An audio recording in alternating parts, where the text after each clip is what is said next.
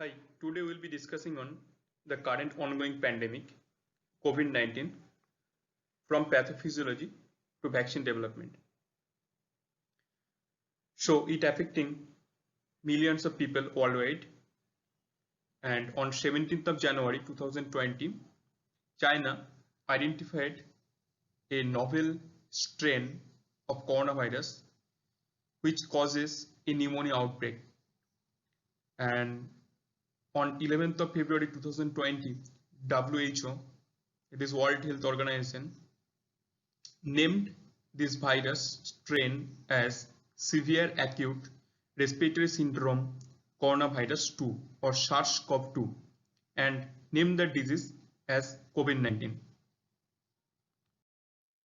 So this slide is highlighting the order, family and the genus of this coronavirus. And the most striking feature is it is zoonotic in nature. That is, it can be transmitted from animal to human. And it is a spherical particle with crown-like projection, and the average diameter is only 125 nanometer. And the viral envelope consists a lipid bilayer and which is anchored with different proteins. And in the genome, that is in nucleocapsid, it contains N protein with positive stranded RNA genome. This slide highlights the taxonomy of Coronaviridae, and this is the lineage where human coronaviruses are present. And before this SARS-CoV-2, there was MERS-CoV, which was in 2003 and which causes Middle East Respiratory Syndrome, and the virus strain was Middle East Respiratory Syndrome coronavirus. So different human coronavirus have different natural and intermediate hosts, and among them this HCOV NL63, HCOV 229E, HCOV OC43 and HCOV HK1 cause mild infection, whereas SARS-CoV-2 and MERS-CoV lead to mild or lethal respiratory disease. So these viruses form major structural proteins, namely spike protein, nucleocapsid protein, membrane protein, and the envelope protein. So this is a schematic of the virus with its proteins and also the nucleocapsid. And in the lower panel, the virus is bound to its receptor binding domain and it is captured by the electron microscope. So here is the life cycle of SARS-CoV-2 in host cells.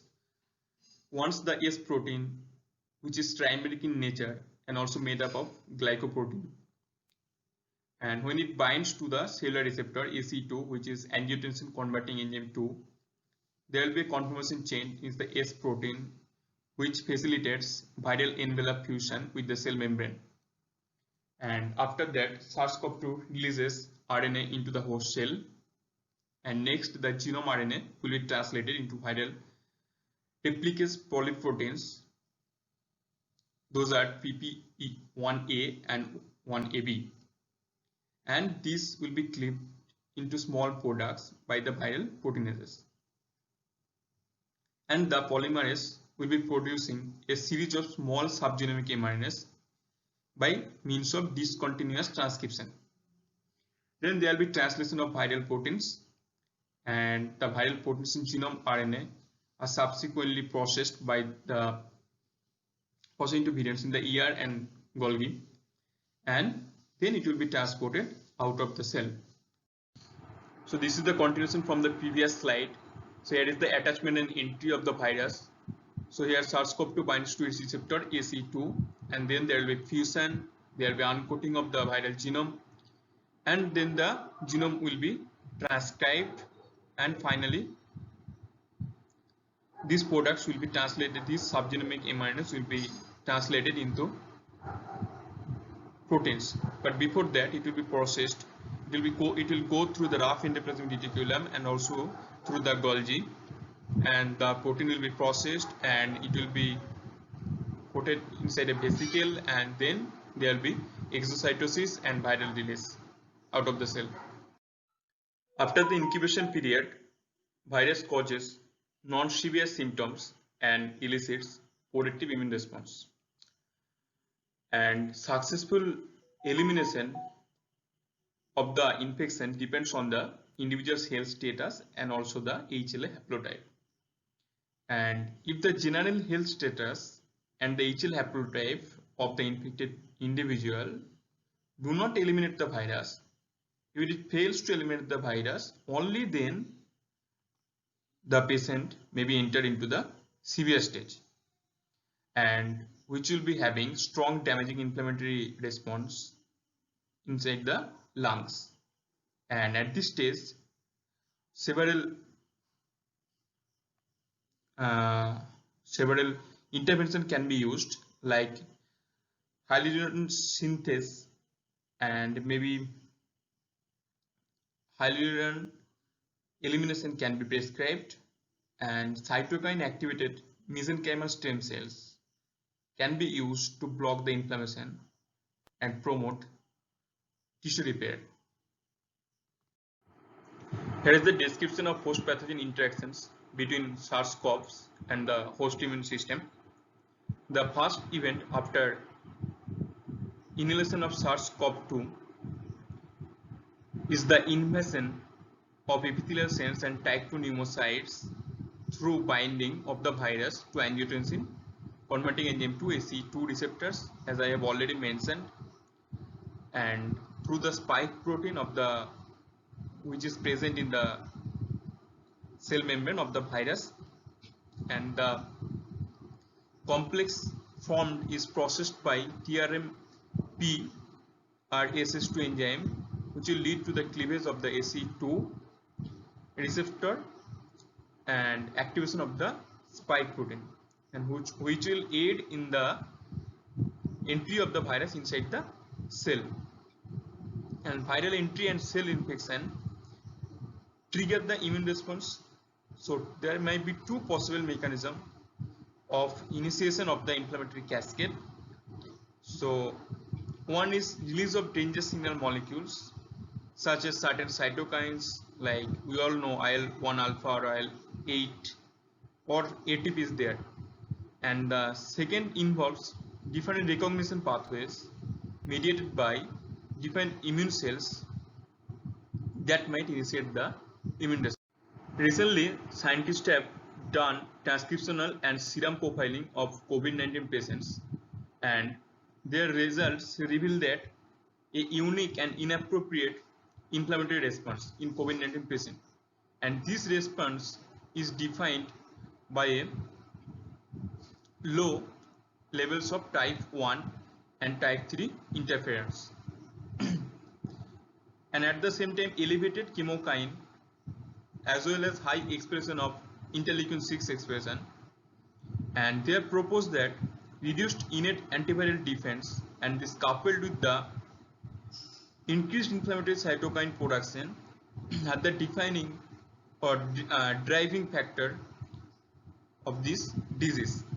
And the SARS-CoV-2 infection induces low IFN-1 and IFN-3 levels with a moderate ISD response, and at the same time there is strong chemokine expression. So in conclusion, low innate antiviral defense and high pro-inflammatory cues contribute to the COVID-19, and which is not in the case of common respiratory viruses, where viral RNA induces inflammation with high level of ISDs and there is a potent antiviral state with high IFN beta, IFN gamma. Till date, there is no vaccine available for this COVID-19.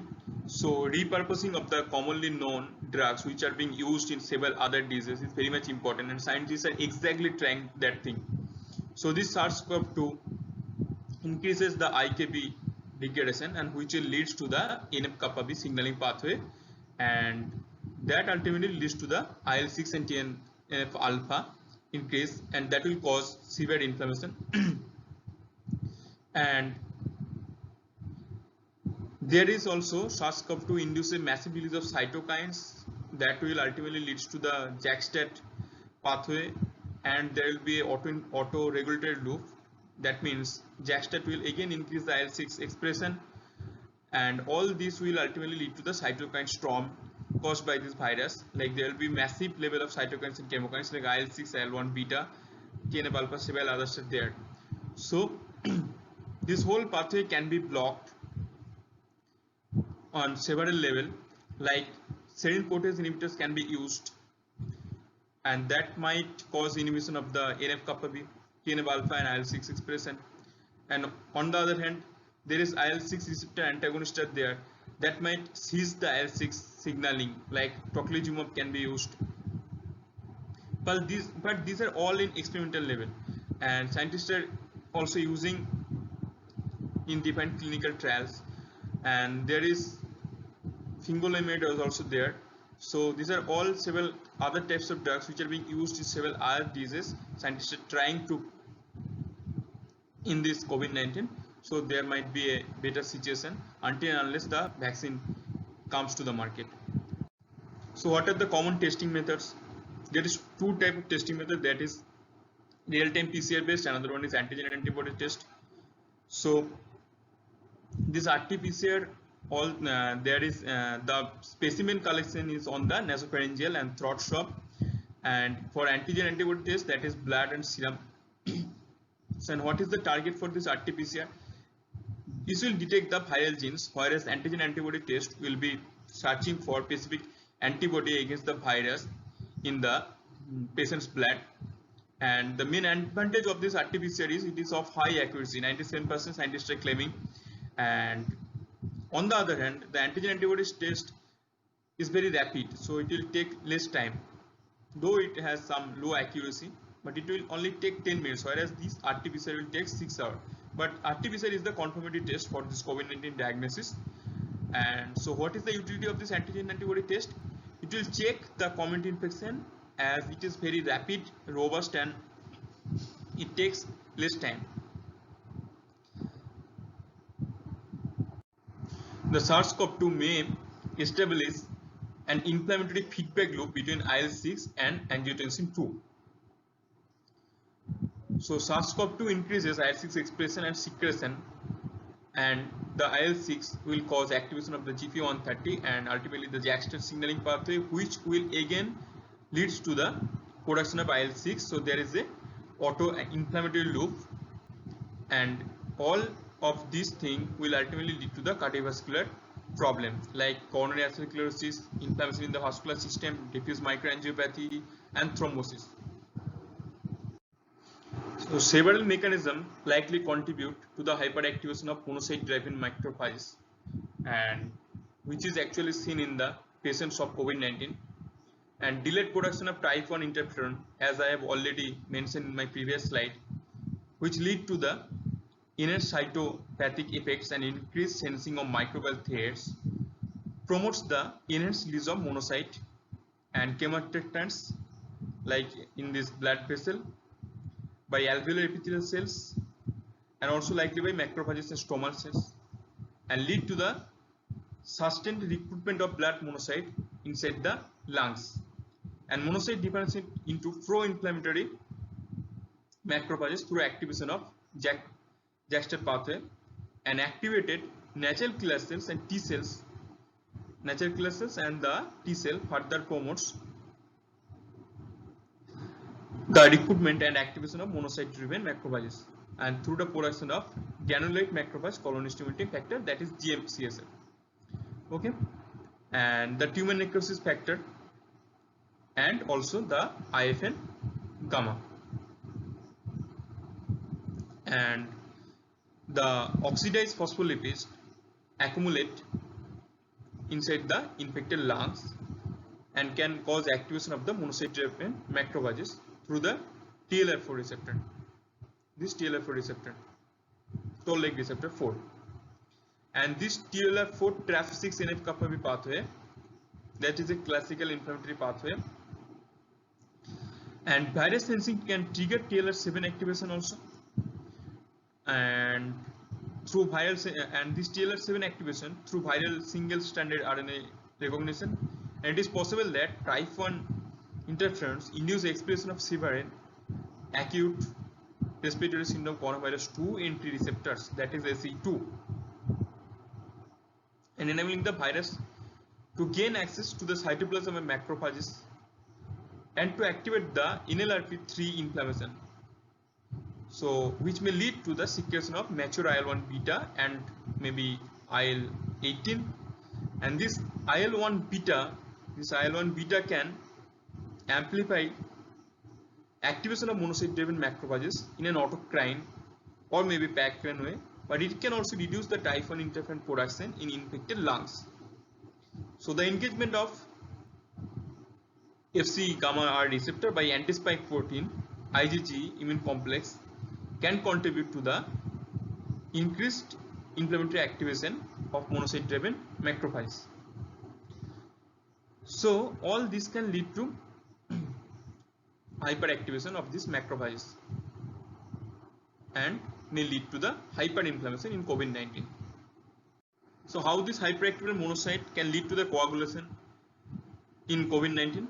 And this circulating pro-inflammatory pathogen associated molecular patterns, those are PAMPs, damage associated molecular patterns like DAMPs, and cytokine trigger activation of blood monocyte, and which respond by inducing tissue factor membrane expression, and endothelial cells are activated by cytokines and viral particles and can produce monocyte chemoattractants and adhesion molecules. And endothelial damage induced by the virus can also expose tissue factor on endothelial cells, and the activated monocytes are recruited to endothelial cells. And tissue factor expressed by activated monocyte driven macrovesicles and endothelial cells activates the extrinsic coagulation pathway. This extrinsic coagulation pathway can be activated and leading to fibrin deposition and blood clotting. This fibrin deposition and finally the blood clotting. And neutrophils are recruited. These neutrophils are recruited by activated endothelial cells and release neutrophil extracellular traps, those are NETs, which activate the coagulation contact pathway and bind and activate platelets to amplify the blood clotting. And major endogenous anticoagulant pathway, which include tissue factor pathway inhibitor TFPI and antithrombin and protein C can be reduced further, and which all support coagulation activation. So how innate immune deregulation occurs and how it is related to the pathophysiology of COVID-19. So genetic and non-genetic both factors, as well as the presence of comorbidities like lung disease, hypertension, cardiovascular diseases, as well as diabetes, can determine the efficacy of host defense mechanism. So in the early phase of infection, a potent host defense leads to suppression of viral replication, and which subsequently lead to low levels of inflammation, and that will lead to the survival of the particular individual. And if host defense mechanisms were defective, they can lead to massive viral replication, so high viremia, and there will be hyperinflammation, high severity, and that might lead to the death. So what is trained immunity? Trained immunity is defined as an enhanced immune response to different pathogens after an initial challenge, such as maybe vaccination or infection. So certain microbial ligands capable of binding specific pattern recognition receptors like TLR4 receptor, NLRs there, which can induce durable metabolic and epigenetic changes in innate immune cells. And this reprogramming of the metabolic and epigenetic landscape of the cell allows quick accessibility of transcription factor to the promoter and enhancer regions of pro-inflammatory genes upon restimulation, and which will facilitate gene expression, and the associated increased metabolic activity of the cells can afford fast supply of the energy and metabolites necessary to mount a robust immune response. So trained immunity can be one possible mechanism which might be used to prevent the spread of new infection. So how is it possible? So boosting the host defense by induction of trained immunity induces a durable state of activation in the cells of the innate immune system. In this scenario, the cells would offer faster and increased responsiveness upon contact with a new pathogen, and which will decrease the severity of the infection, and that will lead to the less transmission of this disease.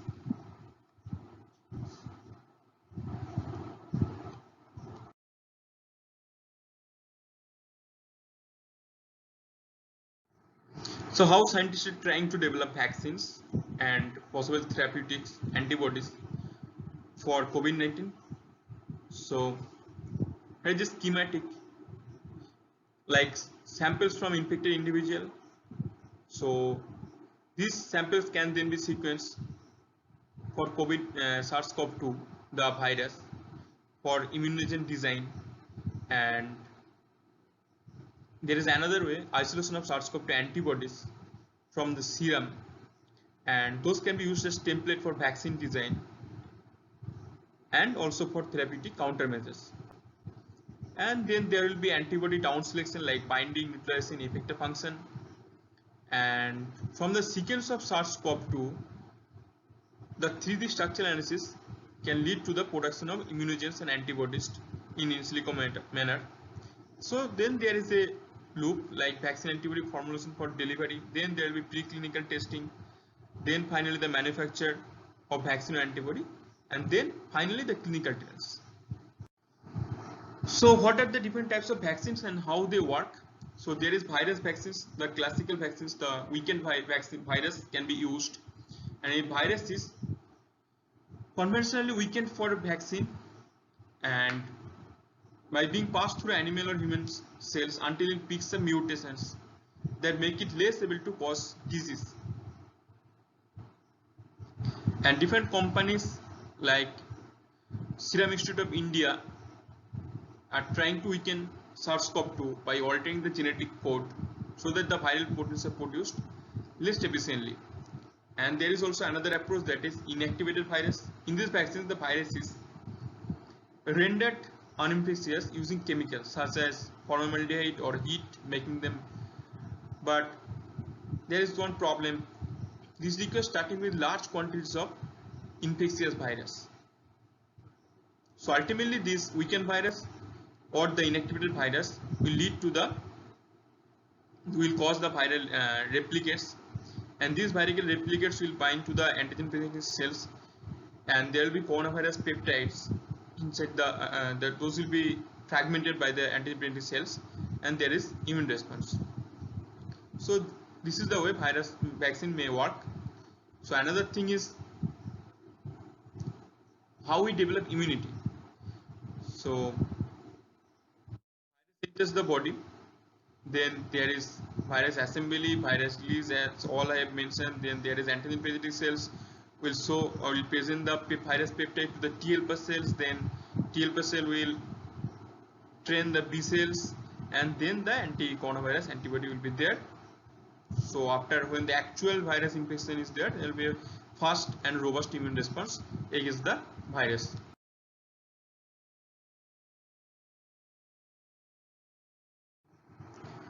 So there is also protein based vaccination, and protein subunits will be used for the vaccination purpose. Around 28 teams all over the world are working on vaccination with viral protein subunits. Most are focusing on the virus spike protein, the S protein, as this is a key part of the receptor binding domain. And similar vaccines against SARS virus protected monkeys against infection but have not been tested in people. So to work, these vaccines might require adjuvants, immune stimulating molecules delivered alongside the vaccines, as well as multiple doses. So the spike protein may be injected, and then the coronavirus peptides will be processed by antigen cells, and there might be immune response. There is also another approach like virus-like particles. Empty virus cells which can mimic the coronavirus structures but are not infectious because they lack the genetic material. So 5 teams are working on virus-like particles, VLP vaccines, which can trigger a strong immune response but but it is very difficult to manufacture. So there is also DNA vaccine and RNA vaccine. So RNA is often encased into lipid coat, so it can enter the cell, And for DNA, there is electroporation, and in this electroporation creates a pore in membranes to increase uptake of DNA inside the cell, and ultimately there might be RNA DNA based vaccines, and these are actually safe, easy to develop. To produce them, it involves making genetic material only, but not the virus. So this table summarizes the overview of vaccine production platforms and technologies for SARS-CoV-2. So RNA vaccines, DNA vaccines, even the recombinant protein vaccines, and also the viral vector-based vaccines, these are all targeting the S protein. So, but in case of RNA and DNA vaccines, there is no existing platform or licensed human vaccines using the same platform. But recombinant protein vaccine, there is one previous, like baculovirus, which is used for influenza and HPV, and East Express and HPV. Those are existing. And viral vector based vaccine, these are present for VSP, but not for other viral vector vaccines. And for live attenuated virus, you all know we have the platform. Inactivated vaccines, we also have the platform. And there are several advantages and disadvantages, like in case of RNA vaccines, no infectious virus needs to be handled. That is one advantage. Vaccines are typically immunogenic, rapid production is possible, but disadvantage is safety, with reactogenicity have been reported by several groups. So there are several advantages as well as disadvantages scientists are working on the elimination of this pandemic. Thank you.